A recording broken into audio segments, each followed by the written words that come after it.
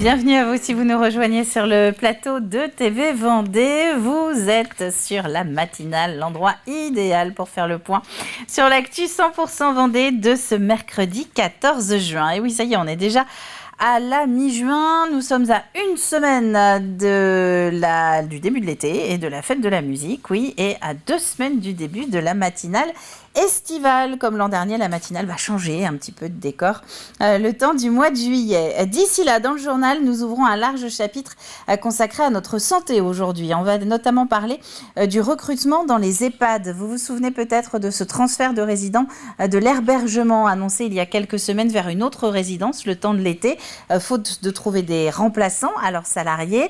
Au-delà de ce cas précis qui depuis a été réglé d'ailleurs, comment les établissements concilient-ils vieillissement de la population et difficultés de recrutement? Eh bien, le reportage, c'est dans quelques instants à Mareuil-sur-la-Dissay et à Pouzauges. Plus léger, on va assister également à la remise en service d'Hannibal, cette locomotive datant de 1945, entièrement retapée par des bénévoles des chemins de fer de la Vendée, vient de faire une nouvelle sortie. Dans les chroniques, direction les salles obscures avec le coup de cœur ciné d'Olivier. Élémentaire, c'est le film d'animation Disney-Pixar qui a fait la clôture du dernier festival de Cannes. Il sera en avant-première ce dimanche dans 7 salles de cinéma vendéennes. Et puis on va avancer dans le jeu, évidemment. Avant tout cela, la météo. Et donc, c'est un temps de nouveau couvert qui est annoncé pour ce mercredi, nuageux, ponctuellement orageux et en plus, ça va souffler. Ce matin, le risque d'averse, a priori faible, se concentre plutôt sur la moitié sud du département. Partout ailleurs, des nuages, mais pas de pluie. Des températures au-delà des 20 degrés déjà par endroit à la mi-journée. Nous verrons où exactement après le journal. Cet après-midi, il va faire lourd, comme hier, 28-30 pour toute la moitié est de la Vendée, d'où ce risque d'averses orageuses. On en profite pour rappeler le principe des inverses. Un épisode de pluie relativement court mais intense. Climat Vendée appelle à la prudence d'ailleurs concernant de possibles ruissellements pendant ces moments d'orage. Sur le littoral, des rafales jusqu'à 50 km/h sous ces fameux orages sont aussi annoncés.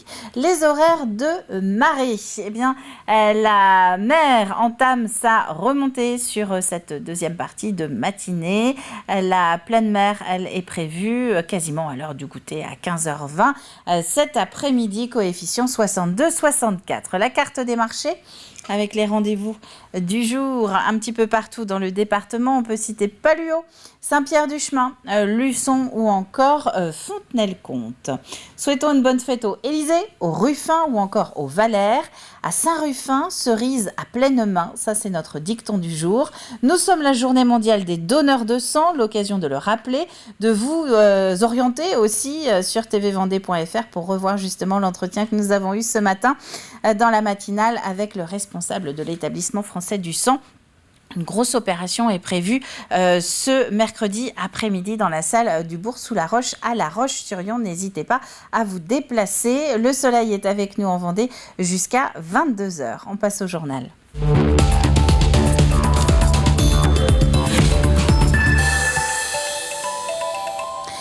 Que pensent les internes de la possibilité d'une fin de leur liberté d'installation? En d'autres termes, comprennent-ils les débats de cette semaine à l'Assemblée nationale sur la possibilité de leur imposer l'endroit où ils peuvent reprendre ou ouvrir un cabinet? C'est une question qui divise les élus, y compris au sein de la majorité présidentielle et qui fait face à la farouche opposition du syndicat des internes en médecine générale. Son président national est vendéen, il connaît donc bien les problèmes de notre département. Mais pour Raphaël Prénaud, ce n'est pas la bonne mesure. Les zones déterminées comme sous-dotées par l'ARS ne correspondent pas toujours aux réalités du terrain. Je vais prendre un exemple très simple pour illustrer l'aggravation de la situation. Aujourd'hui, on a la commune de Froidefond qui a perdu son médecin. Il y a à peu près 2000 habitants. Le maire se démène pour essayer d'avoir quelqu'un qui va se réinstaller. Et ben, Froidefond, c'est hors zonage aujourd'hui. Donc ça veut dire que si la proposition de loi Garot, elle passe en amendement, et ben, on va interdire à un nouveau médecin de s'installer à Froidefond. Ça n'a pas de sens. Aujourd'hui d'interdire des jeunes médecins de s'installer dans des zones comme ça. En Vendée, on a la moitié de notre territoire à peu près qui n'est pas classé comme sous-dense, alors même que les gens n'arrivent pas à trouver de médecin généraliste. Donc il y a la moitié de la Vendée qui aura l'interdiction de voir des nouveaux médecins généralistes sur son territoire. C'est complètement contre-productif. Et parmi les mesures concrètes de la proposition de loi, on retrouve notamment une obligation de permanence, c'est-à-dire des gardes le week-end et la nuit pour tous, ainsi que l'interdiction de l'intérim en début de carrière pour éviter de faire monter les enchères entre les hôpitaux qui cherchent des remplaçants. Et ce problème de remplacement des permanents en repos dans le secteur de la santé ne touche pas que les médecins ou les hôpitaux. Les EHPAD sont également concernés. Il y a quelques semaines, la situation à l'hébergement avait notamment suscité beaucoup de réactions. Faute de remplaçants pendant l'été, une partie des résidents allait devoir être répartis dans d'autres EHPAD l'espace de 3 mois. Une solution a depuis été trouvée, mais elle ne règle pas le problème du manque de candidats. Alix Solanos. Dans cette EHPAD de Mareuil-sur-Lay, le directeur anticipe depuis le mois de mars le recrutement de saisonniers pour l'été. Son équipe est quasiment complète. Néanmoins, comme dans beaucoup de structures, l'équilibre reste fragile. Un arrêt de travail sur un poste où j'avais pas fait de renfort saisonnier, un arrêt de travail en soignante, un congé maternité qui arrive en dernière minute. Et voilà, ça dysfonctionne tout, en fait, tout ce qu'on a prévu. S'il y a des désistements de dernière minute, comment on fait en fait aujourd'hui ? Car recruter est devenu particulièrement compliqué. Le phénomène n'est pas nouveau, mais il inquiète de plus en plus. Les résidents des EHPAD, plus âgés et plus dépendants qu'avant, nécessitent plus de personnel. Un personnel qui manque à l'appel, particulièrement chez les infirmières. Il y a eu des recrutements, mais malgré ça, oui, les soins évoluent. Et donc, on est toujours à juste, quoi. Donc là, c'est vrai qu'avec les vacances l'été, on n'est pas en nombre chaque jour. À la rentrée, on va avoir une infirmière en moins. Notre directeur essaye de recruter et pour l'instant, il ne trouve personne. Dans une récente étude menée par la Fédération des associations de directeurs d'EHPAD, il ressort que 67% des établissements vendéens n'ont pas réussi à finaliser le recrutement de leurs renforts saisonniers pour cet été. C'est notamment le cas à Pouzauges. Il me manque encore 2 postes d'infirmières et 2 postes d'aides-soignants. Et même si les salaires ont été revalorisés depuis le Ségur, ce qui est quand même une reconnaissance pour les professionnels, ça ne fait pas tout. Je renforce du coup le recours à l'intérim, qui est très coûteux. La semaine dernière, l'Agence régionale de santé et le Conseil départemental ont organisé une réunion en urgence avec les acteurs concernés qui tirent tous la sonnette d'alarme. Même si les équipes sont investies, sont motivées, ont à cœur même d'accompagner les personnes âgées, on arrive dans une spirale qui est négative où l'ambiance et le climat social vont se détériorer. Notre plus grande crainte, je dirais, nous en tant que directeurs, c'est la rupture de confiance avec les résidents et les familles face à une situation sur laquelle on a très peu d'emprise. Pour beaucoup, c'est tout le système des EHPAD qu'il faut repenser pour faire face à une évolution des mentalités et de la société. En attendant, les difficultés de recrutement pèsent sur les équipes en place qui doivent abattre du travail supplémentaire. Certains établissements vont jusqu'à fermer des lits pour garantir un taux d'encadrement suffisant. Et puis avant de refermer ce dossier sur l'accès aux soins médicaux en Vendée, un détour par l'IFPS, l'Institut de formation aux professions de santé à La Roche-sur-Yon, créé en 2005 maintenant. Il forme aujourd'hui 227 étudiants par promotion d'infirmiers. 6 sur 10 sont des Vendéens. L'idée est donc de les fidéliser sur le territoire pour qu'ils s'installent ici. 227 cette année donc, et à partir de septembre, l'IFPS aura le droit de passer à 280, ce qui est une bonne nouvelle pour le CHD Vendée. Oui, c'est une attente de notre part, puisqu'en fait, au niveau des établissements, ce que l'on vit, c'est quelquefois des services que l'on peine à maintenir ouverts ou des activités nouvelles que l'on peine à lancer, alors qu'on offre d'autres professionnels, on a les médecins, on a les secrétaires éventuellement, et on ne peut pas ouvrir des services pour faire d'autres activités au bénéfice des Vendéens. Donc c'est un petit peu frustrant, donc on attend de nouveaux étudiants, donc de nouveaux professionnels sur le terrain pour bientôt. Des images de la mobilisation des AESH et des AED à présent. C'était hier matin devant l'inspection académique, des accompagnants des élèves en situation de handicap et des assistants d'éducation qui demandent à ce que leur engagement auprès des enfants soit mieux pris en compte. Contractuels de la fonction publique, ils ont 24 heures hebdomadaires avec les élèves qui sont imposés, mais ils demandent à ce que le reste de leur temps de travail soit aussi rémunéré. Des AED et des AESH qui manifestaient également pour la création d'un vrai statut et d'une véritable formation. On est amené à gérer plusieurs élèves. Avant, on en avait 1 ou 2 dans une même classe, mais là, maintenant, c'est 3 4, 5, 6 dans plusieurs établissements. C'est-à-dire au cours d'une journée, on peut se déplacer dans 1, 2, 3 des établissements. Il y a des enfants qui sont notifiés 24 heures, mais qui ont que 6 heures d'accompagnement semaine. On ne peut pas travailler dans des conditions pareilles. Comment vous voulez faire un accompagnement humain lorsqu'il est réduit de 3/4 ? C'est pas possible. Et puis même au niveau du rapport avec les enseignants, comment voulez-vous avoir un rapport serein lorsque vous êtes amené à tout va à changer d'établissement ? Marilyn de Bernardini, que vous venez d'entendre, a par exemple 15 ans d'ancienneté. Elle gagne 880 € par mois. Elle devrait travailler jusqu'à 67 ans pour une retraite à taux plein. On va parler maintenant de cette inquiétude d'habitants d'Essarts-en-Bocage. Ils sont riverains de l'usine Pifto ou membres d'associations environnementales et ne voient pas d'un très bon œil la construction d'une chaufferie CSR, c'est-à-dire une chaufferie à combustible solide de récupération par la scierie. Pour cette douzaine de manifestants qui se sont réunis en fin de semaine dernière à Loie, il faudrait plutôt parler d'incinérateurs. Ce qu'on reproche à ce projet, si vous voulez, c'est que c'est ni plus ni moins un incinérateur qui va brûler des déchets ménagers. Et on fait passer ça sous le vocable chaudière à combustible solide de récupération. Ces déchets donc, sont fabriqués à partir des refus qui contiennent 50% de plastique, 13% de matière combustible. Et après, ils enlèvent les cailloux, ils enlèvent le verre.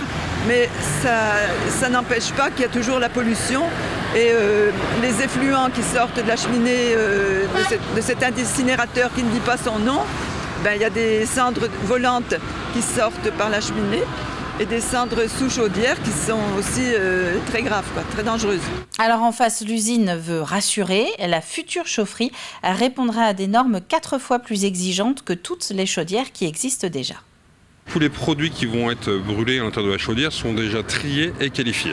Pour l'instant, nous avons 80% du volume qui viendra de bois et de meubles en fin de vie, donc des produits que nous connaissons très bien. Il y a après toute une partie qui peut être faite avec d'autres produits où il peut y avoir du plastique, mais pour l'instant, on est en cours de construction de cette qualité de matière-là, et s'il y a quelconque problématique, elles ne pourront pas être brûlées à l'intérieur. Moi, j'habite à 150 mètres du site. C'est pareil, c'est un des sujets aussi qui me concerne moi personnellement et ma famille, qui habite aussi dans un rayon de 700 à 800 mètres autour du site. Et donc on fait tout, d'une part pour les riverains et pour nous, pour les employés aussi du site, parce que les employés c'est pareil, on vit là tous les jours, donc on ne peut pas se permettre d'avoir des problématiques dessus, et je garantis qu'il n'y en aura pas. Anticiper l'évolution du climat, son impact aussi sur l'agriculture vendéenne, c'était à nouveau l'objet de ce rallye culture bio organisé il y a quelques jours. C'était au lycée de Luçon-Pétré à Sainte-Gemme-la-Plaine, un événement pour faire des projets. Et pour y aider, Serge Zaka est intervenu. Il a partagé sa vision. Pour l'ingénieur agronome, dans 20 ans, le climat de la Vendée ressemblera à celui de l'Aquitaine d'aujourd'hui. Le maïs n'est pas adapté à un climat futur, du moins sans l'irrigation qu'on a actuellement. Il faut se projeter plus loin en fait que savoir s'il faut irriguer ou non, s'il faut avoir de nouvelles variétés plus résistantes à la sécheresse, puisque le changement climatique est plus rapide que tout ça. Il faut par exemple investir dans de nouvelles filières agricoles. On aura par exemple du potentiel pour le sorgho, bien sûr c'est très progressif. C'est pas d'un coup qu'on détruit une filière. Très progressivement, on aura une part de sorgho qui va devenir de plus en plus présente. Le tournesol aussi a des racines plus profondes. Il se cultive sur la même période. On va terminer avec cette véritable pièce de collection. Elle s'appelle Hannibal. Elle a 78 ans aujourd'hui et c'est une locomotive. Hannibal vient de reprendre du service après 3 ans de rénovation. Rachetée par l'association des chemins de fer de la Vendée en 2000, elle avait déjà roulé entre 2012 et 2014 avant d'être mise en pré-retraite. La voici donc de retour. Diane Delangle. Le traditionnel coup de sifflet avant de partir. Ce qu'on appelle notre accélérateur, on pousse et la machine roulera.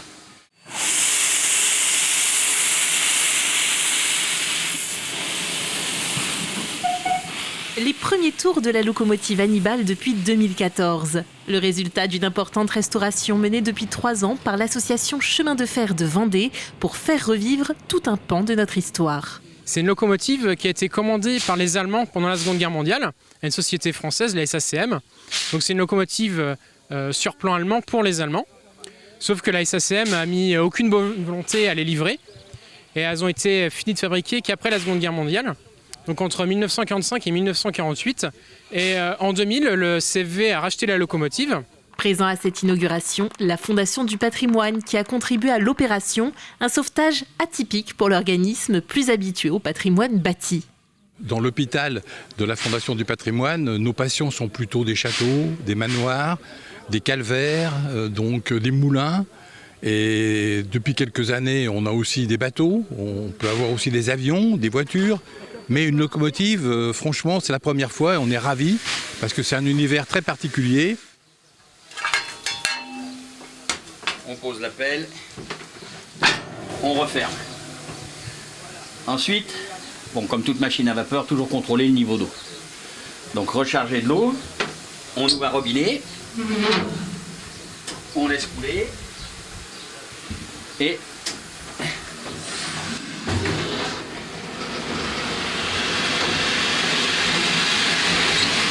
ça marche à l'œil, l'oreille, le nez, ce qu'on ressent, les vibrations, et c'est tout ce qu'on a qui nous indique que tout va bien.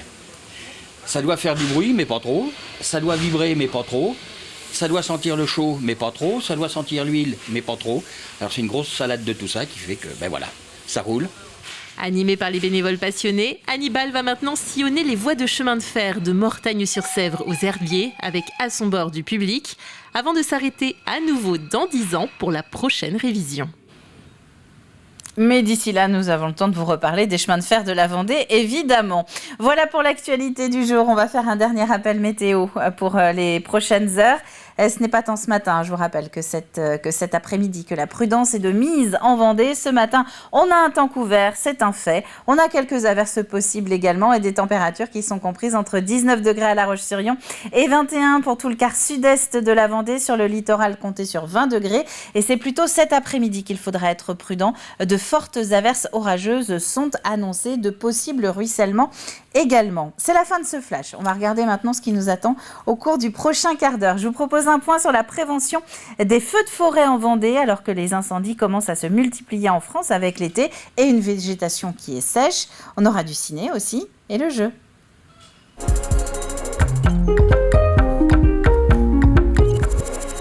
On commence avec les images de l'incendie dans la forêt des Sables d'Olonne l'été dernier. Les images qui sont encore dans de nombreuses têtes.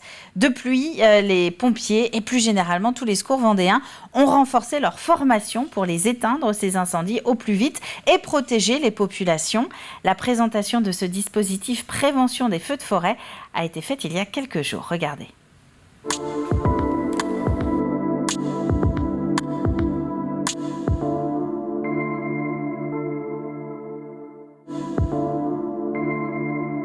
Pour cet été, nos techniciens sont renforcés parce qu'auparavant on était 9, on va être 10 à partir du 1er août. Et nos techniciens vont intervenir en patrouille de surveillance et de contrôle. Ils vont être amenés à mettre en place toutes les dispositions de contrôle pendant l'été. Et parallèlement à ça, nos ouvriers sont formés actuellement pour faire des patrouilles de surveillance et d'intervention et ont été dotés d'un nouveau 4x4. C'est un équipement qui comporte une réserve de 600 litres d'eau qui nos ouvriers pourront utiliser pour éteindre les démarrages de feu. Bien sûr, ils n'interviendront pas en lutte, ensuite ils passeront la main aux SDIS. C'est travailler aussi en fonction des spécificités du département sur la prévention, donc rappeler les mesures que je serai amené à prendre en cas d'évolution du risque feu de forêt. Compte tenu de ce qu'on appelle maintenant la météo des forêts, donc une météo à 3 jours, ciblée par zone infradépartementale. Donc ça veut dire qu'on pourra dire dans 3 jours on aura un risque rouge. Donc risque rouge c'est le risque le plus sévère. Ça va me permettre d'activer des mesures d'interdiction, par exemple de fermeture éventuellement de massifs forestiers s'il le fallait. Toutes les forêts littorales, puisque c'est là où sont concentrés beaucoup de massifs forestiers. Donc je pense à la forêt de Longeville, la forêt d'Olonne, le gros massif de Pays-de-Mont et puis les massifs forestiers de Noirmoutier. Et puis un peu plus à l'intérieur des terres, sur des contextes différents, la forêt domaniale de Mervan et les zones du bocage vendéen. La particularité du département, c'est qu'on a une forêt pratiquement proche du littoral. Et on traverse cette forêt pour aller à la plage. Donc il y a des grands parkings, il y a des massifs forestiers et donc il faut là aussi prendre des mesures. Et puis notre sujet, je dirais, principal ici, sont les campings. On a des campings, nombreux campings. Vous savez, le département de la Vendée est le département où il y a le plus de campings, où il y a le plus d'hôtellerie de plein air. Donc ces campings sont bien sûr tous suivis attentivement au regard de l'ensemble des risques. On pense spontanément au risque inondation, mais il y a le risque feu de forêt. Et nous avons 34 campings qui sont concernés par ce risque feu de forêt. Maintenant, on est aussi un département à risque en Vendée. On a des forêts littorales qui sont particulièrement sensibles. Mervan, notre poumon vert en Vendée, qui est aussi très sensible. Et on a besoin que tous les gens qui viendront en Vendée pendant l'été soient très prudents et n'apportent pas de feu en forêt. 9 feux sur 10 sont d'origine humaine, volontaire ou involontaire. Donc il faut faire attention, ce risque-là existe. Il y a le réchauffement climatique qui fait ses effets. Ce n'est pas un risque virtuel, c'est un risque réel. Et la météo des forêts dont parlait le préfet Gérard Gavory il y a quelques instants est disponible sur météofrance.com. Vous pouvez la consulter. Elle est disponible sur la page d'accueil du site internet. On va parler ciné maintenant.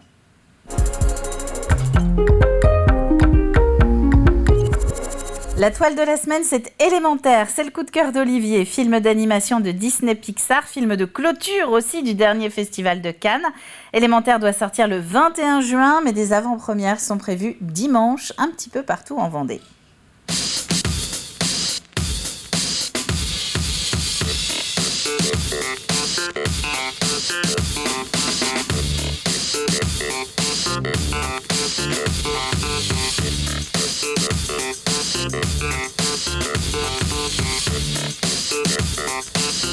Venez découvrir les résidents d'Element City.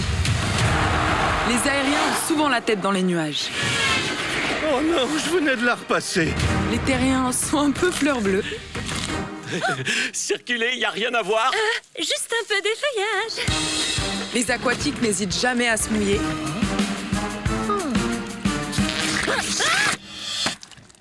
Au secours!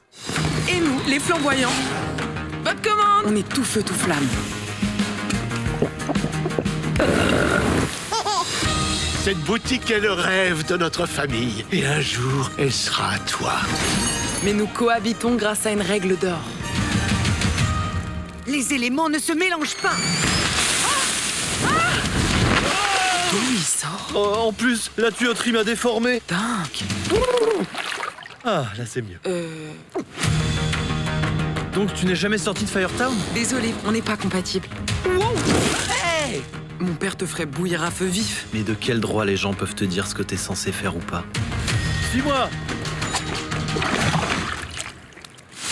On se demande à quoi servent ces grillages. Ouais, va savoir. Attends, regarde ça!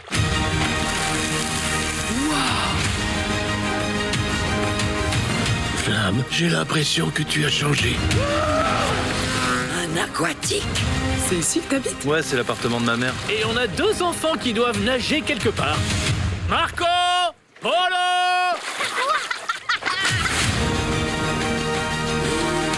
J'ai toujours voulu faire la fierté de mon père. Mais je ne me suis jamais demandé ce que je rêvais de faire.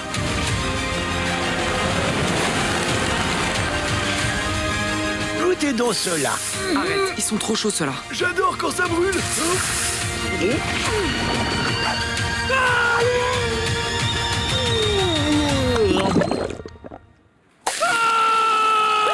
Tu vois, ils se régalent.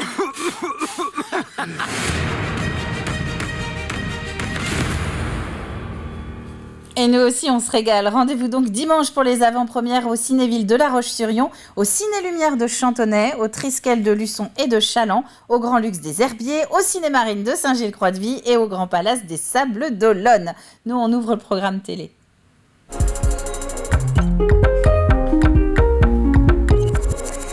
Et je vais vous parler de Conseil de famille. C'est le nouveau programme du jour sur TV Vendée. Cette semaine, présentation de l'association France Ado 85 avec Régis Bossard. France Ado, c'est la fédération d'associations françaises qui œuvre dans chaque département pour informer, sensibiliser aussi sur la cause du don d'organes, de tissus et de moelle osseuse. Vous pourrez donc retrouver des témoignages tout au long de la journée. Nous concernant, on va maintenant passer au jeu.